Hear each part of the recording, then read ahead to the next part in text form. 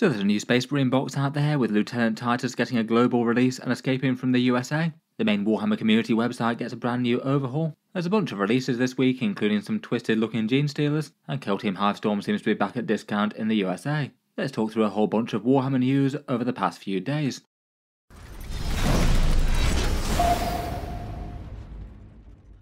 Hello and welcome back to Warspecs Tactics, where today I thought I'd do a roundup of a whole bunch of minor 40k news stories, things that I didn't think needed a video in their own right, but nonetheless I found interesting for one reason or another.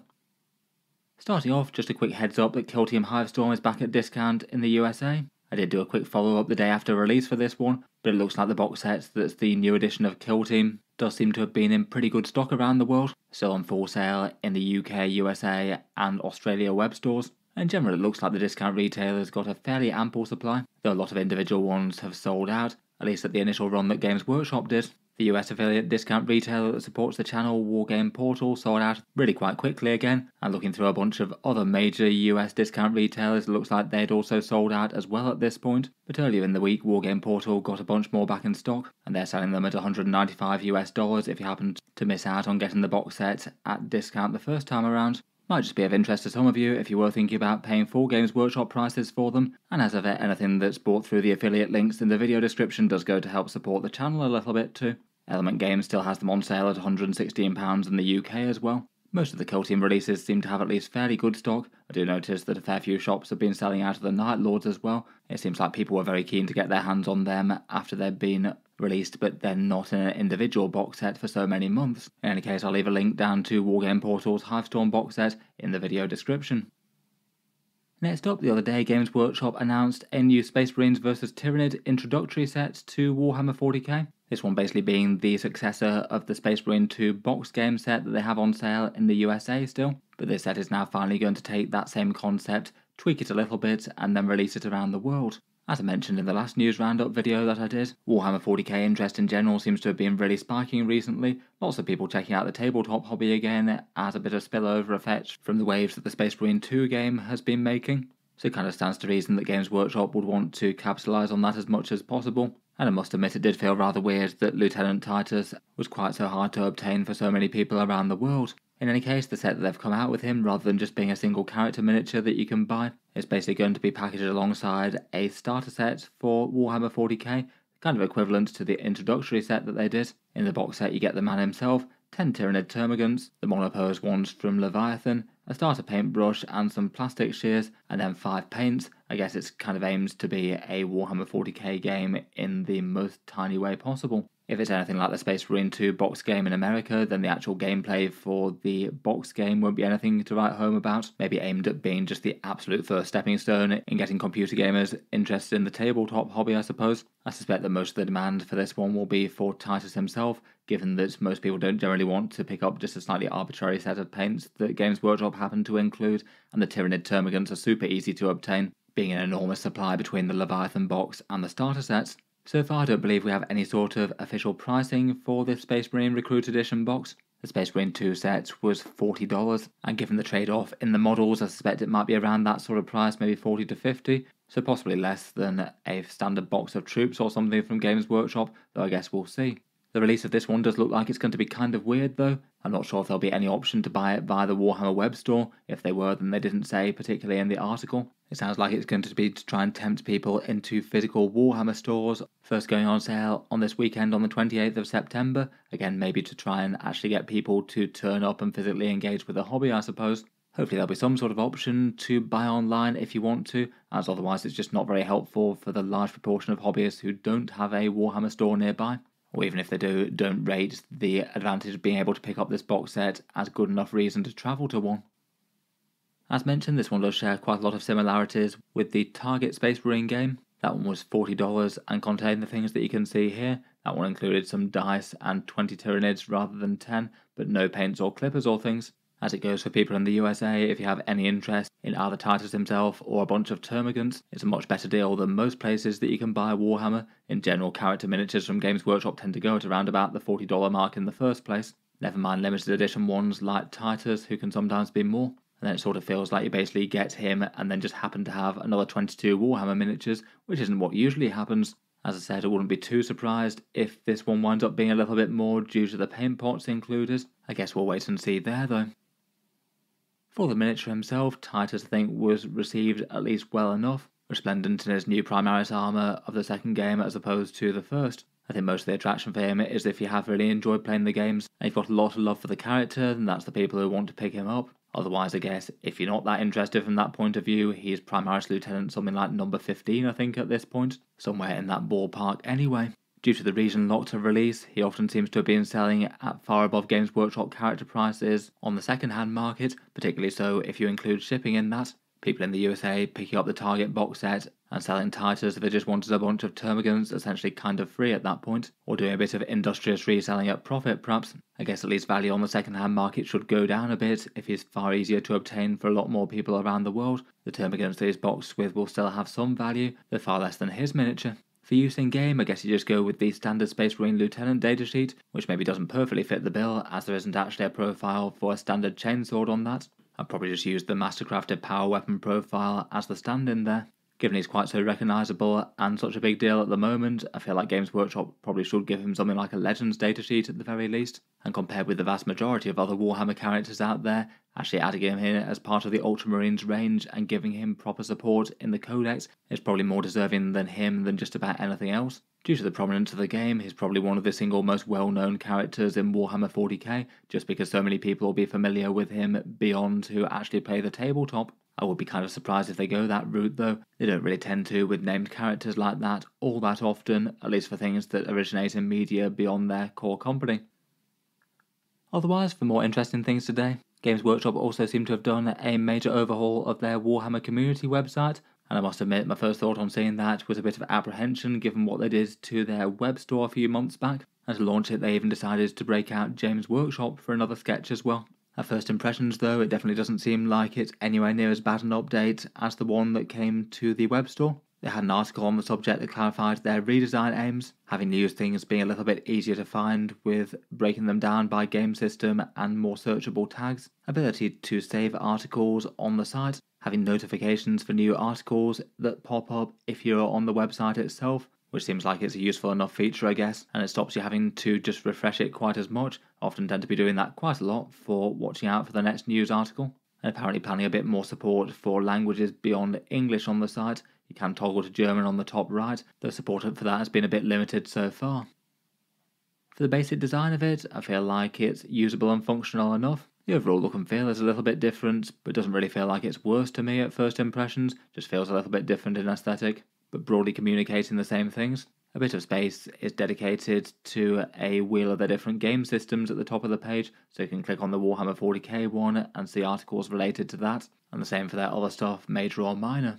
I guess that's handy enough. I feel like the filter systems with that are maybe going to be a bit rough and ready. For example, if you click on the Warhammer 40k one, it'll generally have just articles that are pretty much solely dedicated to that game system, as opposed to things where it's mentioned on the periphery. Say for example, I'd consider it pretty major 40k news that they announced that preview show on the 5th of October, but that doesn't come up under the 40k setting, just that it was only one of the game systems that's going to be previewed at that event. I think I'd still mainly just look at their main news feed for the most part, though I feel like it could be handy enough for people who don't really keep that much of an eye on the community webpage and just want to take a look at anything related to their game's content over the last few days or weeks. The buttons at the top have been rearranged a little bit, the download section is on the top right in yellow as well, and that's kind of relevant for 40k for things like the Munitorum Field Manual and the indexes that haven't got a codex update yet, plus all things like Combat Patrol and Legends rules. The bit for the saved articles that you have is on the top right as well. I had a quick look at the Save an Article feature, which looks like it's accessed via the 3 dots by the tag section under the article headline, both on the main pages and also if you click into the article, you can click on that and click Save. They demonstrate the feature with a bunch of fun new product launches. I thought I'd save the article where they told me my land speeders were all going to Legends, just in case I needed another reminder of that one. I guess it could be handy enough rather than trying to search up one particular article that you think you'll need to go back and reference a few times. Though bear in mind that on the article it says that basically the system that saves articles like that uses tracking cookies and things, so you'd lose anything that you'd saved if you cleared your browsing data cookies. which I must admit maybe has a little bit of an overlap of interest with them, given they do use tracking cookies and things for stuff like targeted advertising. They have a cookie policy down at the bottom of the page, so maybe it does strike me just a little bit that encouraging people not to clear their cookies and things probably helps them out with their data and advertising type things as well. Though it's not like that's particularly unique to Games Workshop compared with just about any other big company out there. Otherwise, the download section has had a bit of a new look. The Warhammer 40k bit now has each of its sections under collapsible menus, which I guess isn't the worst idea. There were a rather huge amount of things on each page. It's maybe a little bit sad to see the removal of the little fun icons and pictures for each one though. They've all just been replaced by a generic placeholder. And it looks like the update date of each one of these documents has been reset as well, all to the 17th of September. I don't think any of them were actually updated on that day, but that must be when they implemented them for this particular update. Otherwise, for the website, the German translations have been around for a while, and I guess they're to do with Games Workshop having a bit of a growing market in Germany, so maybe trying to make their news and announcements appeal over there a little bit more.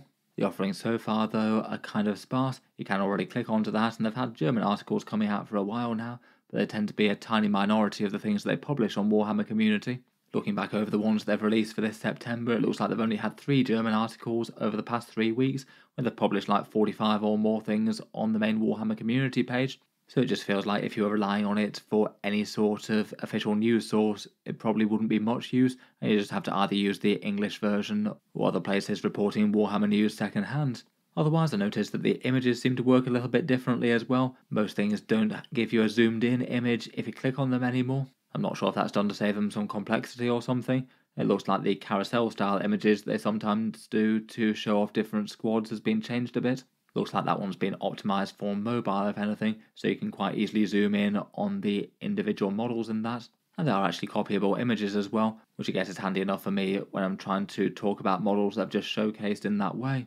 Overall, I don't really think it's the worst update in the world. I don't think it changes all that much in my opinion. I'll be interested to hear what you guys make of it though. Do you think it's better or worse? And what do you make of the new layout? For me, it seems like far less of a negative update than the web store one in any case, which certainly felt like to me it made things a lot harder to find rather than easier.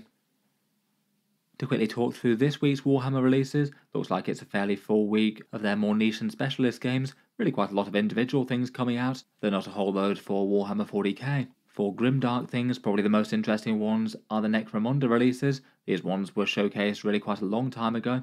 Basically the Forge World counterpart to the Malstrain Gene Stealers, the sort of Broodlord rebuilt version of the Tech Priest that sort of created and allowed the cult to run rampant. The sinister Malstrain Coalescence, sort of person made into a zoanthrope sort of construct, could be fun for an alternative model for a Benefactus perhaps for the Gene Stealer cult if you want something a lot more disturbing and cosmic horror. There's the Malstrain Alpha with his one really big hand. Again, very well received as a pretty fun model, though a lot of people not quite as thrilled when they learned it came out in Forge World Resin, so it's a lot more expensive, and the Lady Helmore in the Spyrosuit miniature, rounding out the Necromunda releases. Then otherwise they've got Blood Bowl Chaos Dwarves that they showed off in the fairly recent past, plus their Forge World offerings that came out on the Monday previews. A couple of teams for Warcry, including this walking tree thing with a rather big mouth. Looks like the Warcry teams are Ossiarch Bone Reapers and Sylvaneth. There's a bunch of follow-up Old World Chaos releases, with a couple of sets of cavalry, some infantry and chariots, not too long behind the big Old World Warriors of Chaos Battle Force box set that they did. And then a couple of book releases, one for the Imperial Guard / Aeronautica Imperialis, plus the paper release for the End and Death Volume 3, the one that came back to quite a stir in hardback form a while back, covering the pretty central and climactic fight of the Emperor versus Horus. All of that will be going up on pre-order this weekend in the usual places as well. As normal for most of the stuff that isn't direct only, they'll be available down in the discount links in the video description if you did want to order anything and support the channel while doing so.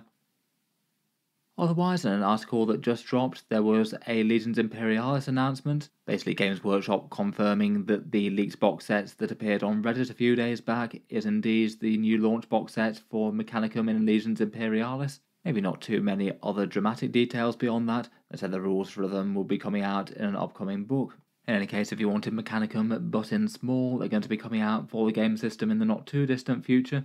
As mentioned when these leaked out, I thought the interesting ones were the Alatax Automata, which didn't have models at the Heresy era scale yet, I feel like the other things that came out for this box set are likely going to get full-scale Heresy era models at some point, though it could be for a release wave really quite a long time in the future. If I'd had to guess, I was suspecting that these guys were going to get shown off in that big reveal show on the 5th of October, given that Legion's Imperialis was on the bill for that. I don't know if they will still talk about them or talk about something completely different. My guess is they've shared them in this article due to them being leaks. Otherwise, they said there'll be something more mainstream for Horus Heresy next Thursday as well. Otherwise, we had a few more animation teasers for Warhammer Plus for their compendium series, The Hammer and Bolter. Apparently one episode is going to feature some Cadian guardsmen on pilgrimage to a shrine to the lost Cadia in some sort of horror episode. Always good to see a little bit more Imperial Guard action on screen. And they gave us a few more details as to that Kill Lupercal animation that they were talking about. Apparently that's going to be following a Titan Princeps during the Siege of Terror, and there'll be some of the next ones to come out on Warhammer Plus in terms of the animation offerings. There's also a Black Talon series coming for Age of Sigmar again.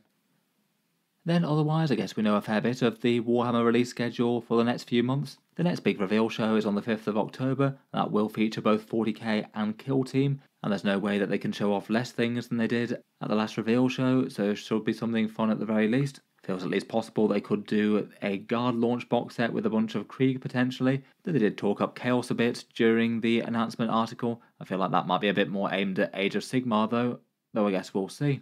Otherwise, we've still got the Blood Angels full release to come. Again, this one's been a little bit of a wait since the big launch box dropped. Hopefully that won't be too very long until that comes out, as it'd be quite nice to have the new points for Blood Angels and their Codex rules to go properly live. We're still in the sort of holdover period for them at the moment. There's also the new Sanguinary Guard, Combat Patrol, Sanguinor, and a fair few others too. Beyond that, we know they're going to be reboxing another 16 more Kill Teams to be re-released, unfortunately likely at higher prices. The next 40k balance update, which they haven't really said any firm details on yet, I'd guess it's probably going to be sometime in October. Maybe at least a reasonable chance it could be on just about any Thursday from next week. They often tend to try and release things just after major tournaments like the London Grand Tournament happening this weekend. I guess it'd just be a points one this time round, and certainly a lot lighter touch than the last rather enormous one that they did for Pariah Nexus. Otherwise, at some point over the next few months, we'll have the Guard reveals, plus their usual Christmas battle forces. Will be interesting to take a look at exactly what they're giving us from those. Finally, I'll just finish off with one bit of channel news, and just briefly mention the Auspex Tactics giveaway for this month, which is going to be for a great big tank column to reinforce a Warhammer 40k army, or potentially start a new one. The October giveaway is basically going to be a custom tank column, 5 plastic vehicle or monster units of your choosing. You can choose any combination of 5 plastic kits that are either £60 or $95 or less each. So if you do want to get some super heavy behemoths on the table, things like monoliths, bane blades or knights and things, any one big plastic kit can take the place of 2 others. So you could say go for 3 Lehman Russ tanks and a bane blade. As ever with channel giveaways, there'll be 2 equal ways to enter, links down in the video description. Either you can support the channel on Patreon for any amount, that's the main thing that supports me doing YouTube full time, as well as a bunch of other things. It gets you automatic entry into the giveaways each month. As a free alternative though, you can support the channel via social media and boost the algorithms, and to do that you do these 3 actions: subscribe to the YouTube channel and like the Facebook page linked down in the video description, and then to actually enter the draw, respond to the Facebook comments that appears on the 1st of October, a clearly marked giveaway post, and respond to that with a photo of any 40k mini or imagery, along with your name and the date handwritten within the same photo, the last bit just to deter any Facebook bots or spammers. That post is live for 24 hours, and then I do the draw, taking all the Patreon entries and all the Facebook entries, putting them once each into a random number generator, and the results get announced in the channel update video on YouTube on the 4th of October. I'll then get in touch with the people who win, ask them which miniatures they want, and post them out once I've received my orders of them. In any case, feel free to check out the Patreon or the Facebook down in the video description if you do want to enter for this one. In any case though, I'll leave that there for today. Let me know what you make of the new web store, the new Titus box set, this week's releases and the other bits. Look forward to hearing all your thoughts and feedback as always. If you'd like to see more like this, then feel free to subscribe to Auspex Tactics. I do keep the 40k videos coming most days. And finally, if you'd like to help support the channel, I would just like to mention the Patreon page once more. As well as automatic entry into those giveaways, it also has a few other things like seeing certain videos early, votes to see what sort of things come next, and your name in the credits and Discord roles and things. If any of that's of interest, the link's down in the video description. In any case, an enormous thank you for listening, and I'll hope to see you guys next time.